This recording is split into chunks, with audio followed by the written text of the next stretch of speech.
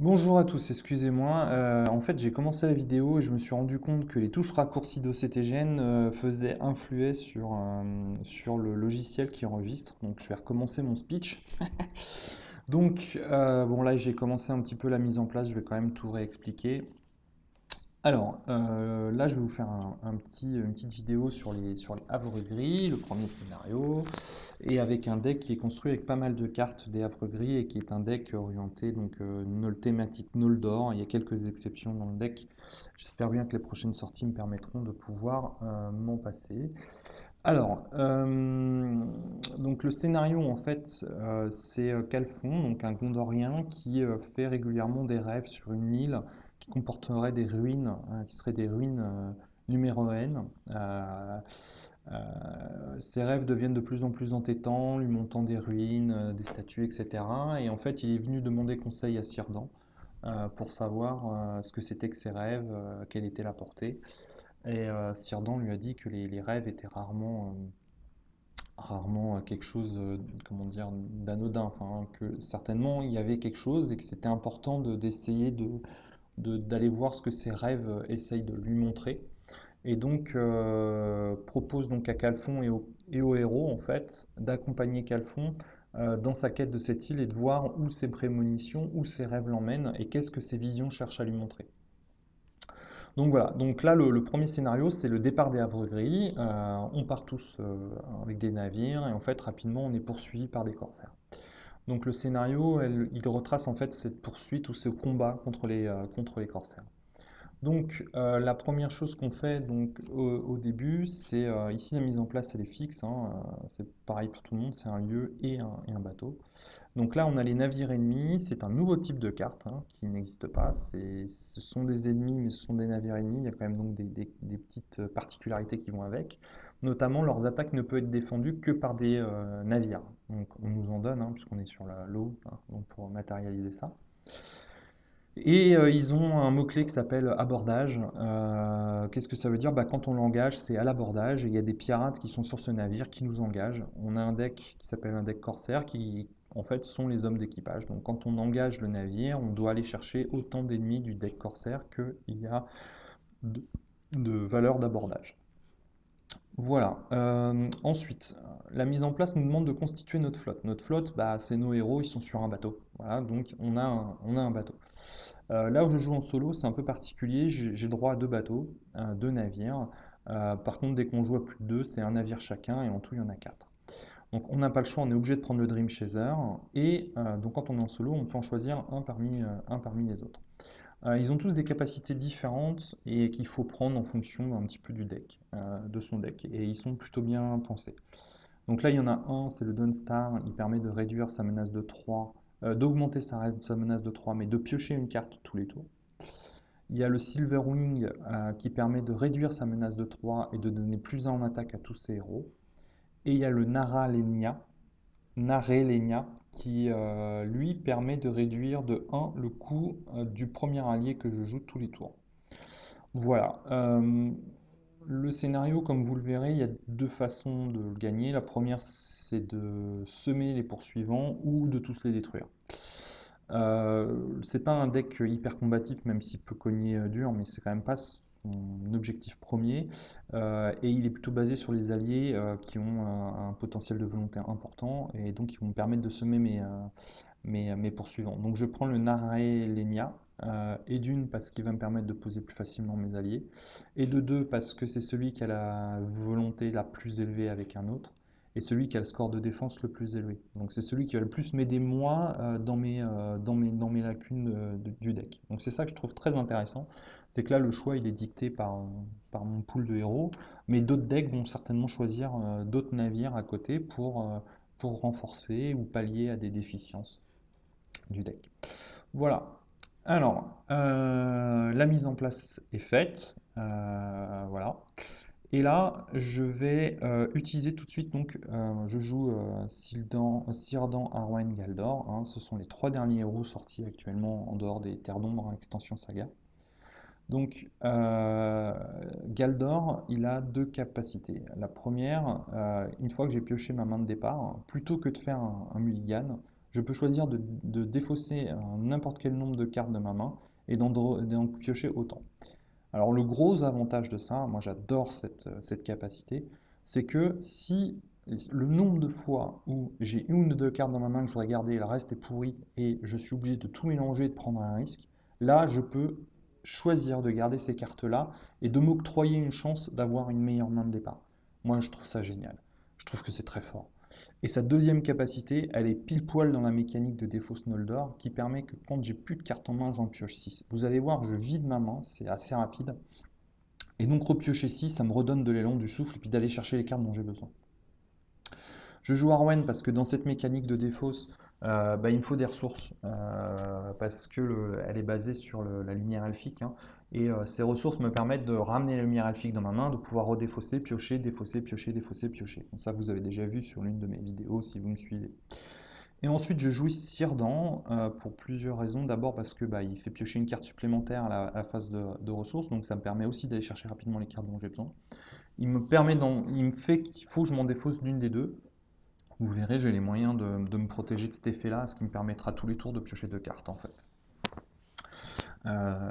Voilà, et puis il a une grosse volonté, et surtout il y a Narya qui est sorti, que je joue dans ce deck-là, qui me permet rapidement de pouvoir faire de mes alliés des gros défenseurs et des gros attaquants. Voilà, ça c'est pour la présentation rapide du deck, hein. Je ferai un petit article sur le blog de toute façon dessus, mais là au moins ça vous permettra de voir un petit peu ce que ça donne. Voilà, donc là je vais utiliser la capacité de Galdor. Alors, vous allez être surpris de ce que je défausse, mais il faut avoir peur, dans la mécanique de défausse Noldor, il ne faut pas avoir peur de défausser des cartes dont on n'a pas utilité immédiatement. Et de se dire, là j'ai besoin d'attraper cette carte-là, ça me permet de faire un départ canon.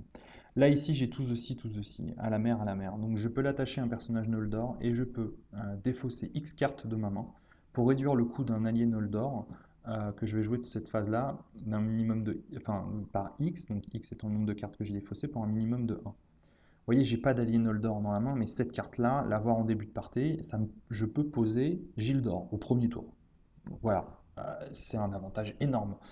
Donc là, j'ai tout intérêt à aller chercher une Gildor. Bon, beau et périlleux, c'est bien, tester sa volonté, c'est bien. Ça, de toute façon, ça va aller à la défausse. Mais je peux faire ça, en fait. J'en ai pas forcément utilité tout de suite. Et je préfère avoir Gildor qui va me permettre de quêter comme un fou et qui va m'aider dans le scénario. Donc là, je vais défausser. Donc je prends pas le mulligan, je défausse tester sa volonté, ouais, je vous surprends mais je le fais. J'ai de moins en moins peur de faire ça. Donc je défausse ces 4 cartes-là. Je garde Vif Sorbier parce que lui par contre c'est un allié et j'ai tout intérêt à le garder parce qu'il peut être posé immédiatement. C'est-à-dire que si là je pioche pas de Noldor, et par la mécanique de défaut je vais pouvoir le piocher et donc le jouer et pour même pas cher avec Narelenia et donc pouvoir avoir un niveau de volonté de départ assez important. Donc je défausse 4 cartes et j'en pioche 4. Voilà. Bon, écoutez, c'est pas trop mal. J'ai les lumières elfiques qui sont plutôt pas mal. J'ai aussi la harpe d'argent. Ça, c'est super cool parce que ça va me permettre avec Círdan de pouvoir piocher tous les tours de cartes. Voilà. Donc, on commence un nouveau tour. Et donc, la capacité de Círdan me fait piocher une carte supplémentaire. Voilà. Un Enterrant. Je vais défausser l'Enterrant parce que elle, je vais pouvoir la poser gratuitement. Donc, je défausse l'Enterrant. Je vais jouer la joaillière F en défaussant 2 lumières elfiques. Donc je la joue gratuitement. Pour 2 ressources, je vais jouer la harpe d'argent sur Arwen, ce qui va me permettre au prochain tour de piocher une carte supplémentaire. Du coup, je vais défausser, peu importe, vous allez voir, à la mer, pour donner une ressource à Círdan. J'incline la harpe d'argent pour la ramener dans ma main. Voilà. J'ai pas utilisé la capacité Naralenia, donc je peux jouer pour un moins Vif Sorbier, voilà, que je laisse engager. Donc vous avez vu, j'ai vidé ma main à une vitesse hallucinante. Ça va hyper vite dans ce deck-là, et le but c'est de défausser le plus rapidement possible ma main pour activer la capacité de Galdor et continuer à jouer. Voilà, donc on passe ici, donc oui, je vous ai pas parlé ici, il y a une petite roue là, qui est, alors faut que je fasse attention, je suis désolé, je vais être obligé de faire les rotations à la main parce que si j'appuie sur F8 ou F9, j'ai mon logiciel qui va s'arrêter. Donc bon, voilà, je n'ai pas trop le choix, je suis désolé. Voilà.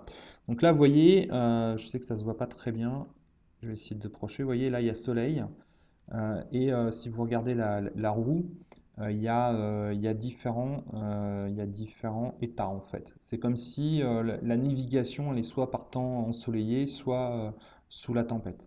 Et en fait, c'est nous qui allons réussir via un test un petit peu particulier que je vais présenter après, à définir sous quel temps on navigue. Effectivement, si on est sur un temps ensoleillé, on a quand même beaucoup plus de chances que les choses se passent bien. L'une des clés du scénario, c'est de toujours être au niveau du soleil. Il y a des cartes qui n'auront strictement aucun effet, c'est-à-dire, c'est comme si le deck de rencontre, vous sortez une carte qui ne se passe rien, parce que vous serez dans cet état-là. Donc c'est super important d'essayer de se maintenir là-dessus. Voilà, et c'est une mécanique de scénario que je trouve super intéressante. Voilà, donc ici, ils disent, tant que je suis là-dessus, je gagne plus, mes bateaux gagnent plus 2 en volonté. Donc c'est quand même assez énorme le gain. Alors, avant de faire la phase de quête, ici, il y a un mot-clé qui s'appelle sailing, qui doit être navigation en français ou chose comme ça. En gros, au début de la phase de quête, on tourne ici le cadran d'un tour. Alors, voilà, à chaque fois je me plante. Voilà, et voilà. Donc, on tourne d'un cran. Donc, on est passé de soleil à ensoleillé, enfin nuageux. Donc, on n'est pas dans les conditions idéales de navigation. Donc, ce qu'on va faire, c'est que les personnages qui sont sur le bateau vont faire un test de navigation pour essayer de se mettre dans de meilleures conditions de navigation. Pour ça, on incline des personnages et on va révéler autant de cartes du deck de rencontre que de personnages qu'on a inclinés. Et vous allez le voir, il y a une petite icône sur chacune des cartes. Pour chacun de ces icônes qu'on va révéler, on va retourner la roue dans le bon sens. Donc vers le niveau de navigation le plus favorable. Alors, le Dream Chaser a une petite particularité, malgré son gros niveau de volonté, il compte comme 2 personnages pour les tests de navigation. Donc je vais l'engager, comme ça il me fait révéler 2 cartes. Je vais aussi envoyer le chevalier F, donc je vais révéler 3 cartes, et pour chaque carte qui aura la roue, je la tourne dans le bon sens. C'est-à-dire, par contre, si j'arrive vers le niveau maximum, c'est-à-dire ensoleillé, je m'arrête, hein, je ne tourne pas de l'autre côté, sinon c'est pas contrôlable. Voilà, donc je révèle 3 cartes. Voilà, et ici vous voyez, elle a une petite roue là en bas à gauche, et ça indique que je vais la tourner dans le bon sens. J'en ai même 2, mais comme je vous l'ai dit, ça n'a pas d'impact, hein. Donc je la tourne une fois et je deviens ensoleillé. Donc, grâce à ça, ici, le navire gagne plus de remontée. Hop, et ça va à la défausse. Donc, je vais engager en quête. Vous voyez ici, il y a une deuxième chose. Ah oui, alors, le scénario a une bonne rejouabilité parce que derrière, il y a 4 quêtes 2. Il faut toutes les passer, les unes après les autres, et elles sont dans un ordre qui est différent à chaque fois. Mais, si on réussit à passer une quête en étant, donc c'est ce qu'ils appellent on course, donc ensoleillé, on peut bypasser l'une des deux cartes quêtes. Ça veut donc dire que plus on navigue dans les bonnes conditions, plus on a de chances d'aller très vite sur la quête et d'éviter des effets de quête qui peuvent être assez embêtants. Donc là, je vais envoyer pas mal en quête, hein. De toute façon, le but, c'est pas forcément de se faire engager par ça, hein. Donc on va voir. Donc je fais 4, 7, 9, 9 et 5, 14 et 2, 16. Et on révèle une carte du deck. Ok, ça c'est pas ce qu'il y a de pire. Donc c'est un deuxième navire. Donc, vous allez voir, hein, je ne cherche pas à les engager, mais ils s'accumulent et ils ont des niveaux de menace qui sont assez élevés. Bon, vous voyez, ils cognent fort. En plus, la boarding 2, ça fait 2 ennemis. Là, on voit vraiment que je suis dans une forme de course-poursuite. Il y a des corsaires qui me poursuivent et je cherche à leur échapper. Voilà. Donc, moi je disais que je faisais 7, 9 et 5, 14, 14 et 2, ça fait 16. Et dans la zone de cheminement, il y a quand même 12, hein. Vous voyez, ça fait vite mal. Hop. Alors, je ne vais pas voyager vers ce lieu. Je vais essayer toujours d'avoir une volonté supérieure parce que lui, il me fait tourner la roue dans le mauvais sens. Et lui, il va avoir moins 15 d'engagement. Il va donc m'engager. J'ai pas spécialement envie. Donc je vais le laisser dans la zone de cheminement et puis on va voir si je peux réussir à augmenter mon niveau de quête. Donc là, je dis tour suivant. Naria, parfait. Alors, là, il y a la capacité de Cyrdan qui se met en place. Je pioche une carte de plus. Lui, je vais vouloir le garder. J'active donc la preuve d'argent. Donc je défausse une carte comme demandé par Sirdan, j'incline un peu d'argent et je récupère la carte. Vous voyez, c'est hyper pratique. Alors, et ben voilà, là je vais pouvoir vous montrer un peu comment les choses se passent. Donc là, je vais jouer à la mer pour une ressource. Voilà. Je vais jouer gratuitement la première carte de le premier allié. Donc le voilà. Paf. Je vais pas jouer Narya tout de suite parce que je vais pas avoir assez de cartes à me défausser pour l'instant. Ce sera au tour d'après, c'est pas grave. Quoique je peux jouer Narya, pas très pas gênant. Ok, et au prochain tour, vous allez voir, je vais poser Restore pour pas très cher. Et je devrais activer la capacité de Galdor, je pense. Donc là, on va essayer de quêter. Ah ouais, non, je vais pas jouer Narya en fait. Non, je me souviens pourquoi. Lui, je vais vouloir l'engager et pour ça, il faut que je me défausse une carte de ma main. J'ai pas envie de me défausser des restorts. Donc, je vais dépenser une ressource. Je vais piocher ma lumière elfique et je vais piocher une carte. Ah, j'ai oublié de les retirer, elle. Bon. Voilà, je ne sais même plus si j'avais ajouté une ressource via la capacité de. Je crois pas, hein.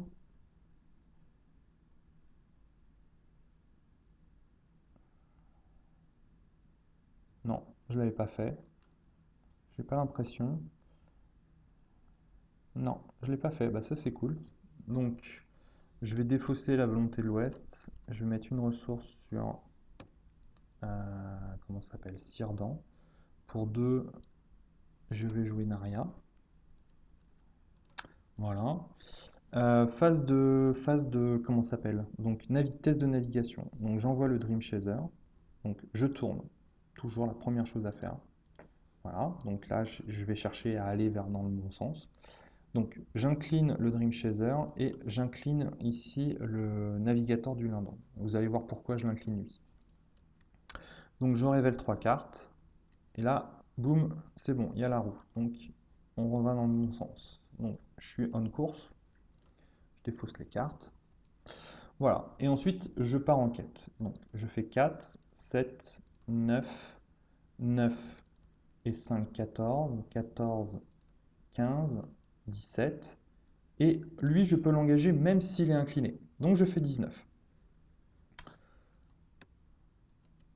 Encore. Ouah, va falloir que que j'envoie du lourd en quête là. Parce que... Alors, ça fait donc 4, 6, 10, 14. Et moi, je disais que je faisais 19. C'est ça, hein? 4, 7, 9, 9, 14, 15, 17, 19. Voilà. Donc, 19 moins 12, 14, ça fait 5 marqueurs. Donc, je passe la quête, comment dire, tout en étant en course, donc ensoleillé. Ça veut donc dire que là, hop, je vais la passer et je vais prendre les 2 premières cartes, 2 étapes 2, et je vais en choisir une et la mettre en jeu, et l'autre, je la mets en dessous de l'étape 3. Ça veut donc dire que je n'aurai pas à la faire. Donc ça me fait une étape de moins à faire. Tant mieux, parce que là, je suis quand même pas mal poursuivi. Ça va dans la pile de victoire après. Voilà. Donc, Into the Storm, celle-ci je ne vais pas la prendre parce que le Waterspout, je ne suis pas méga fan. Et celle-ci, elle est pas mal parce qu'elle apporte un lieu qui est quand même super sympa. Donc celle-ci, je la mets en dessous, voilà, donc je la verrai pas. Et là, je peux aller chercher ce qu'ils appellent, je dois aller chercher un Fog Banks, c'est un lieu qui nous aide en l'occurrence, le voilà, potentiellement, hein. Donc, en gros, il dit que tant que c'est la location active, enfin le lieu actif, les ennemis navires ne font pas de test d'engagement, ne peuvent pas attaquer et ne peuvent pas être attaqués. Donc ça, c'est plutôt pas mal, parce que comme ça m'évite de devoir gérer des engagements que je veux pas, même si là, je suis quand même assez loin, a priori. Alors, ici, à la résolution de la quête, ça a été fait. Soit je défausse une carte de ma main, soit je dois défausser le navigateur du Lindon. Donc là, je profite de la lumière elfique que j'avais en main pour la garder en jeu. Et ici, je la retourne. Donc, ici, donc j'ai toujours les tests de sailing, et si je suis off course, donc autre chose que le temps ensoleillé, tous mes alliés non navires se prennent moins 2 en volonté. Autant dire qu'il ne faut pas rater le test, hein. Voilà, nouveau tour. Donc là, pareil, Círdan me fait piocher une carte de plus, une volonté de l'Ouest. Je ne sais pas si j'ai envie de la garder. Je ne pense pas. Je vais la défausser. Hop. Voilà. Alors, comment on va se débrouiller pour ce tour-ci?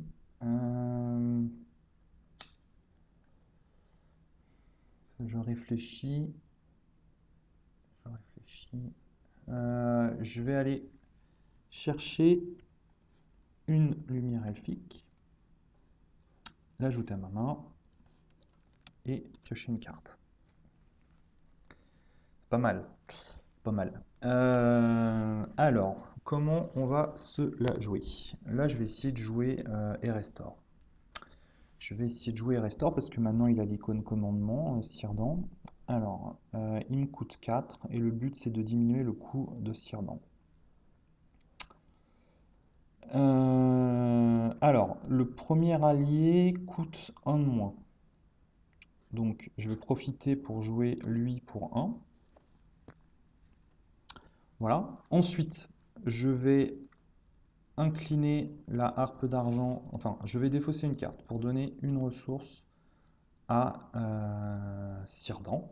J'incline la harpe d'argent pour récupérer la lumière elfique. J'incline tout ceci, je dépose 2 cartes de ma main, je diminue de 2 le coût du prochain allié Noldor que je vais jouer. Je diminue donc le coût de 2 des restores, et il me coûte plus que 2 à jouer. Voilà. Ma main est vide. Ma main est vide, et là on va utiliser Galdor, sa deuxième capacité. Ma main est vide, je pioche 6 cartes. Et voilà, bah super. Ça me permet donc dans la foulée de poser un deuxième Joaillier Elf, en défonçant l'Aria dont je n'ai plus utilité, et la lumière elfique que je pourrais récupérer plus tard. Bon, vous voyez, hein, la défausse Noldor, ça me permet très rapidement de poser beaucoup de cartes, pas cher. Donc voilà, donc là je vais pouvoir faire des tests des tests de navigation importants. Donc là on se met en phase de quête. Ah oui, j'ai oublié de dire, au tour d'avant je pouvais voyager, je voyage vers ça. Comme ça, si je me prends un échec de quête ou que je me mets off course, lui ne m'engagera pas, ce que je ne veux surtout pas. Alors, je vais donc je vais faire mon test. Donc là, on le fait tourner. Pas de bol, c'est pas dans le bon sens. Voilà. Donc là, il faut absolument que je vienne sur le bon, parce que sinon je vais quêter comme un asthmatique. Donc, j'envoie donc 2 sur le test de sailing, j'envoie 3 sur le test de sailing, 4, 4 ça devrait être bon. On révèle 4 cartes. 1, 2, 3, 4. C'est bon. Donc, je reviens au niveau du soleil, ça c'est cool. Hop. Voilà, et maintenant je pars en quête. Donc, je vais faire 3, 4, 7, 9, 9, 10, 11, 11, 13. Je vais envoyer lui. Donc ça fait 15. 15 et 3, ça fait 18. Dans la zone de cheminement, il y a déjà 14. Je recompte 4, 7, 9, 9 et 3, 12, 12, 12, 14, 16, 18. Bon, on va voir. Un autre Fogbank. Donc il y a 16, je mets 2 marqueurs. Il va falloir que je mette beaucoup plus, sinon ça va être tendu. Voilà, et ben je vais dire tour suivant. Donc avec la capacité de Círdan, je pioche une carte supplémentaire. Ça c'est pas mal du tout. Donc là je vais garder tout ce que j'ai en main. Alors, je vais c'est pas tous de 6, c'est la harpe d'argent. Voilà, donc je garde Gildor et je garde ça va me permettre d'augmenter ma volonté. Alors, je vais essayer de jouer lui, mais tout en essayant de conserver ici mes alliés, hein, c'est assez important. Pour ça, je vais dépenser une ressource de Cyrdan et je vais aller chercher ma lumière elfique et je la remets dans ma main et je vais piocher une carte. Ouh, ça c'est une bonne carte aussi. D'ailleurs, enfin, je connais le deck, j'aurais jamais dû dépenser la ressource de Cyrdan, je sais que je joue l'intendant, donc là j'ai tout intérêt en plus à pouvoir le jouer l'intendant. Donc je vais dépenser une ressource et je vais en mettre. Donc j'utilise la capacité d'Arwen pour mettre une ressource sur Cyrdan. Ça me permet de jouer l'intendant sur Cyrdan. Donc là ça va accélérer le deck. Donc je l'incline et je remets les deux ressources. Voilà. Je vais récupérer une lumière elfique de mon deck. Je vais repiocher une carte. Je vais aller chercher une autre lumière elfique encore. Dépenser une ressource et piocher une carte. Ah, la lumière de Valinor. Oh, c'est dur comme choix. Alors, je vais incliner tout ceci. Le premier allié que je vais jouer de ma main va coûter 1 de moins. Donc, Gildor ne coûte plus que 4. J'incline tout ceci, il coûte plus que 3. Donc, pour tout ceci, il coûte plus que 2. Et je vais sacrifier la joaillière, il coûte plus que 1. Il me reste une ressource sur Gildor et je peux donc jouer Gildor. Voilà. Vous voyez un petit peu ce que le deck est capable de faire, poser des alliés comme ça. Enfin, c'est assez énorme. Et là, vous allez voir, avec l'intendant, le deck va encore partir plus vite. Ok, donc on fait le signing test encore. Je vais envoyer 5. 5, ouais. Allez. Ok, donc là j'ai défaussé 5 cartes. 5 cartes, donc c'est bon, hein, il retourne ici, hein, je devais le tourner mais il est retourné dans le bon sens. Ensuite j'envoie en quête, donc je fais 4 et 3, 7 et 2, 9, 12, 14, 14, 16, 19, 20. Voilà, je fais 20. 20 et est-ce que j'envoie plus? Non, je vais garder mes alliés. Donc, garder mes cartes en main. Donc 20, il y a 6, 10, 14, 16, donc je fais 4 de plus. Encore un navire. Je fais donc 2 de plus, je vais diminuer de 3 mon niveau de menace, rajouter 1, et donc je clean le Fogbanks, ce qui me permet de voyager vers l'autre. Ça commence à être tendu en zone de cheminement quand même, hein. Alors ensuite, on passe au tour d'après. Donc comme d'habitude, je pioche 2 cartes grâce à Cyrdan. Je vais garder les 2 cartes. J'incline l'intendant. Ça me permet de gagner 2 ressources. Pour 1, je vais jouer la lumière de Valinor sur Cyrdan. Le premier allié que je vais jouer de ma main va coûter 1 de moins, donc ça sera pour lui. Ce qui fait que pour 1 de moins, je joue ça. J'ai pas encore joué la capacité d'Arwen, je vais la jouer d'une façon un peu particulière. Je vais dépenser 2 ressources, je vais jouer une deuxième harpe d'argent. Voilà. Je vais l'incliner pour gagner une ressource en défaussant une carte de ma main, ce qui me permet de jouer ce monsieur ici, qui gagne +1 en volonté et ne peut pas subir de dommages tant qu'il est incliné en quête, à partir du moment où la première carte de la défausse est un événement. Voilà, donc là je suis plutôt pas mal. J'aurais pu utiliser tout ceci, mais je préfère garder mon end pour le prochain tour. Ok, donc là je suis un petit peu plus serein aussi parce que maintenant je vais pouvoir détaper, je vais pouvoir, donc si Arnaud ne s'engage plus en quête, je vais pouvoir utiliser Narya et donc détaper 2 de mes alliés, notamment par exemple Gildor, donc ça va me permettre de pouvoir encaisser des ennemis s'il y a un problème. Donc là je fais mon test de sailing, je tourne la roue, j'incline le Dream Chaser, donc le chasse-rêve, donc ça fait 2, 3, 4, même pas, 4, et on va dire 5. Donc là, pareil, c'est bon, j'ai réussi le test. 5, j'ai dit. J'ai réussi le test. Donc, je remets la roue sur le soleil et je pars en quête. Donc, je fais 4 et 3, 7 et 2, 9, 9 et 3, 12 et un 14, 16, 17, 19, 22, 24. Alors celui-là, il est vraiment beaucoup plus emmerdant par contre. Là, je suis vraiment pas épargné, hein. C'est vraiment les sorties que j'ai tendance à craindre sur ce scénario-là, parce que les navires qui s'accumulent m'amenacent que je gère mal et je me retrouve engagé, et là, ça peut vite être mortel. Alors lui, il est encore plus embêtant parce que boarding 3, donc j'ai pas envie qu'il m'engage, il cogne à 8, c'est un peu une horreur. Et en plus, il va mettre archerie 4 tant qu'il est dans la zone de cheminement. Donc là, je vais être obligé de me prendre des dégâts. Bon, j'ai un soigneur, donc ça devrait me laisser le temps de pouvoir quand même avancer sur la quête. Donc j'ai dit que je faisais, alors je ne me rappelle plus, il faudrait que je le note, 9, 9 et 3, 12. 12, je les avais engagés, eux, de souvenir. 12, 12, 14, 14, 15, 15 et 2, 17 et 3, 20 et 2, 22. Non, je ne les avais pas engagés, je passe à 24. Ok. 24 moins, donc ça fait 6, 10, 14, 16, 19. Donc je mets 4 marqueurs. Ouais, vous voyez là, ça fait mal quand même, hein. Et en plus, je me prends archerie 4. Alors archerie 4, pour l'instant, je vais les mettre sur les héros. Voilà.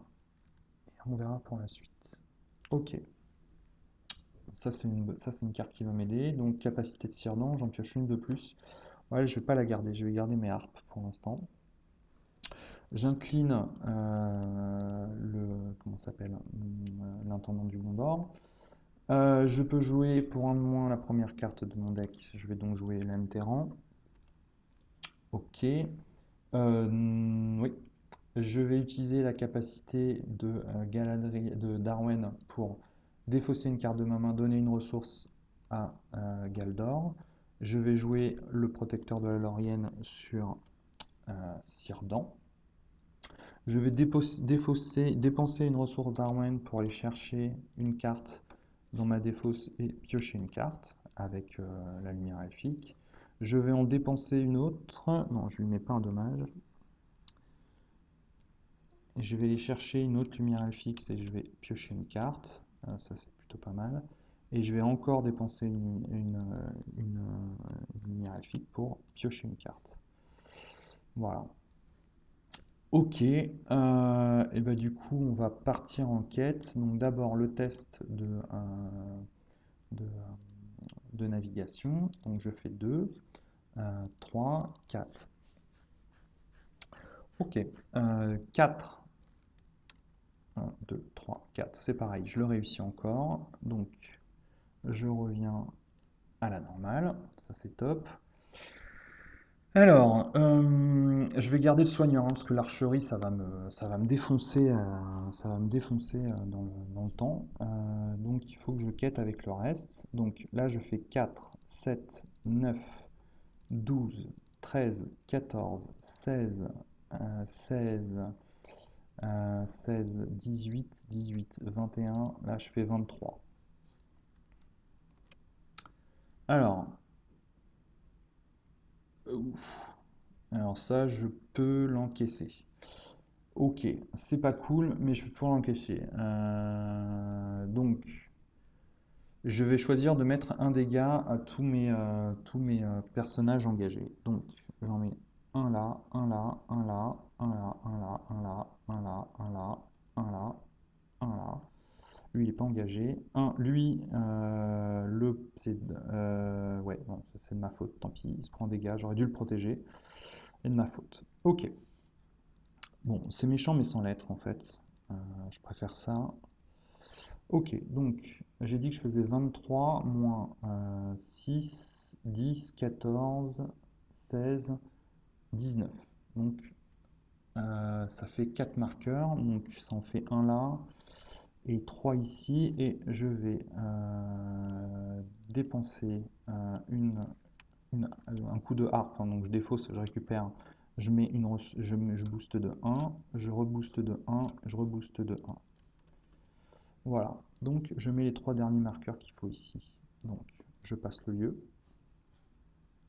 Et ici, je passe au suivant. Donc là, je suis en mode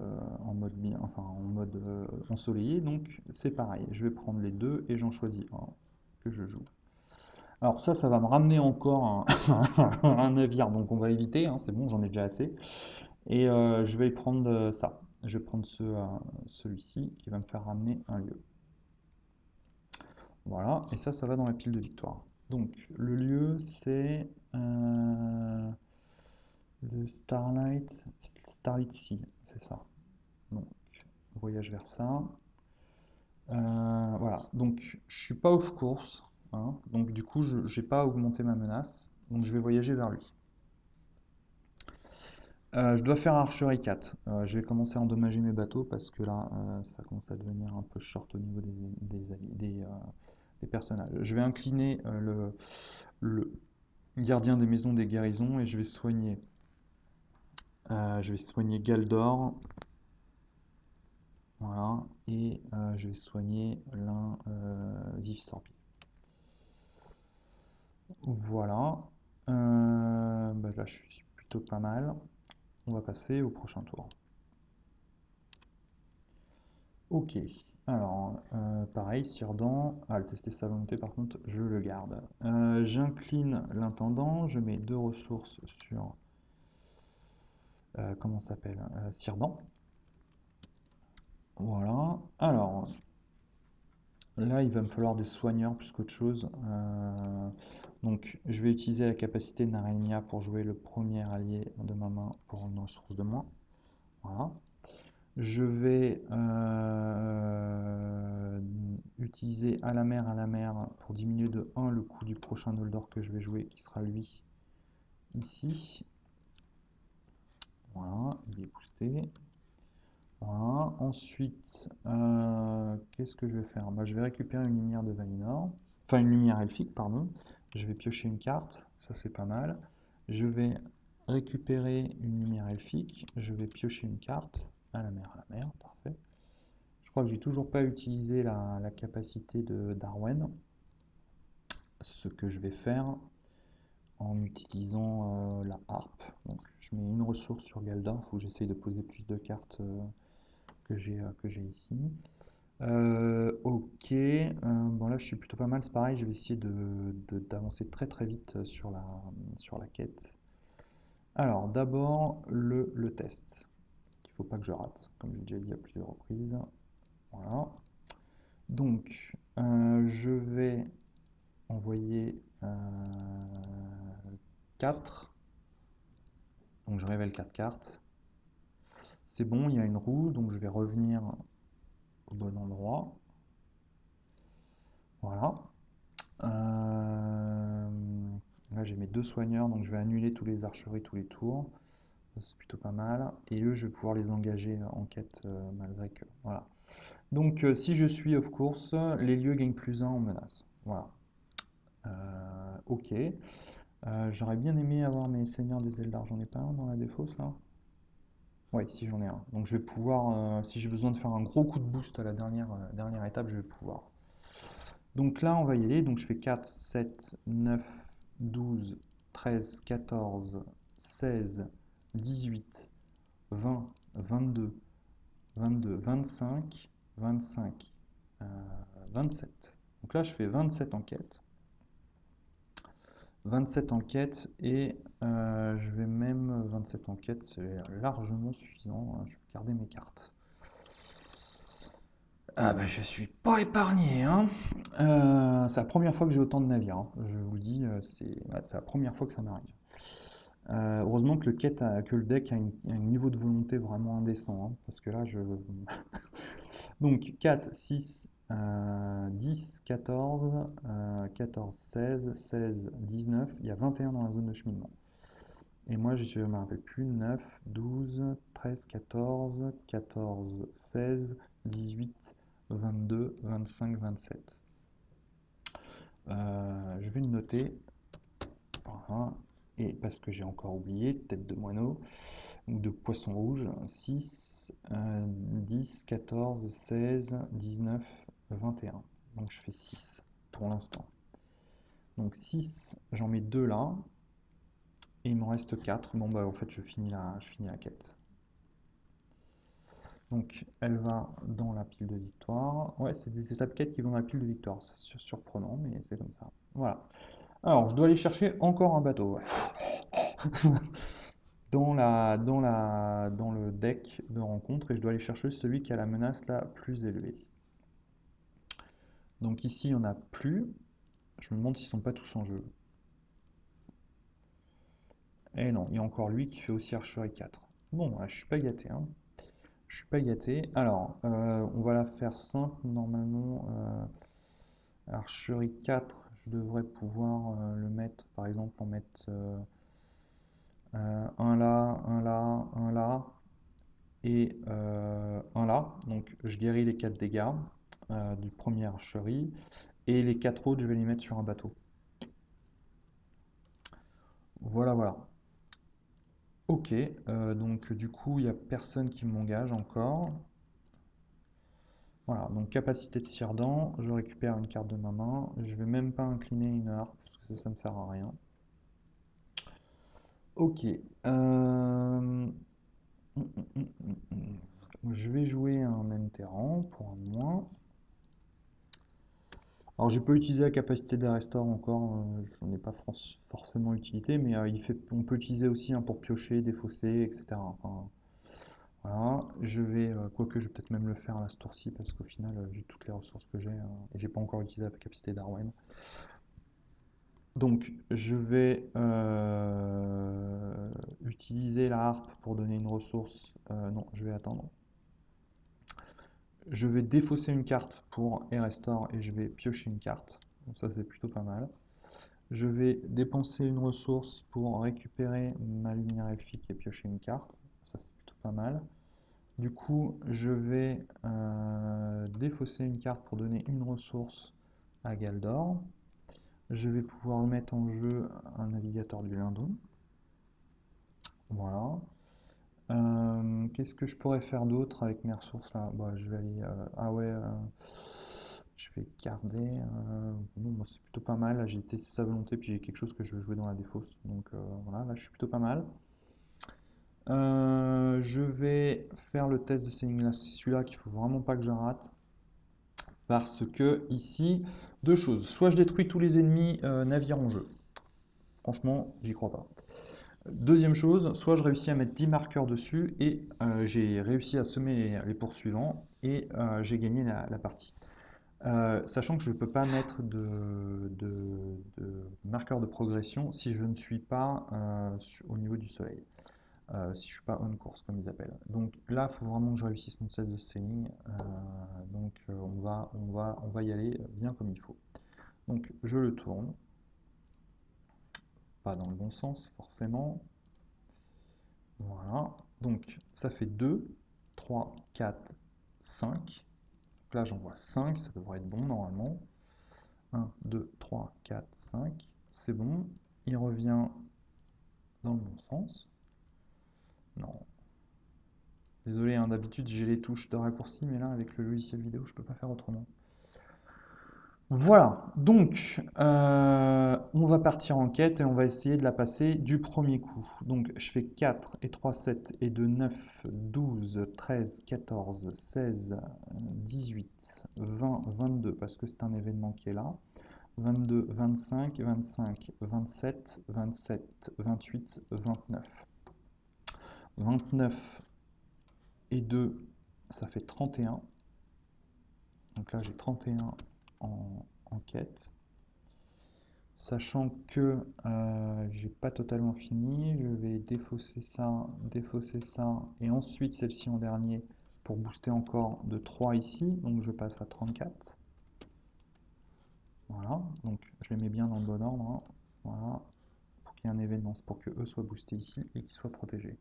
Donc je fais 34. Dans la zone de cheminement, il y a 4, 6, 10, 14, 16, 19, 21, il y a 24.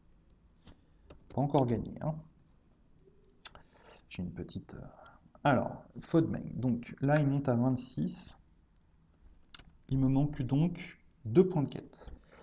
Et c'est là, c'est pas la première fois que j'utilise, et en final j'en suis très content, même si j'étais dubitatif avant. Je vais aller chercher Seigneur des Eldar de ma défausse et je vais la jouer.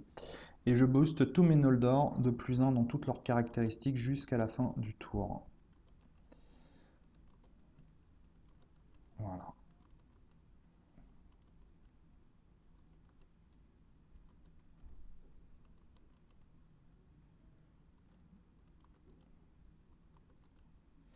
Voilà, voilà. Et j'avais même oublié de les envoyer eux en quête, de souvenir, alors que je pouvais en dépensant des ressources et en les envoyant.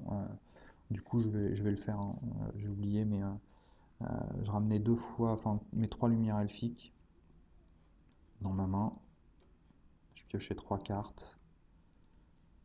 Enfin, je ramenais pas les 3 parce que, en l'occurrence, je voulais garder au moins tester sa volonté. Voilà, donc j'en ramène 2. Du coup, je pioche 2 cartes.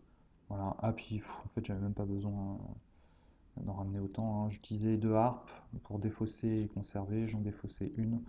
Donc, du coup, ils étaient aussi envoyés, hein. Donc là, je fais 5 et 4, 9, 9 et 3, 12, 12 et 3, 15 et 2, 17 et 2, 19, 21, 21 et 3, 24 et 3, 27 et 3, 30 et 3, 33 et 3, 36 et 3, 39 et 4, 43 et 2, 45 et 2, 47 et 2, 49. Voilà, j'envoie 49 enquêtes.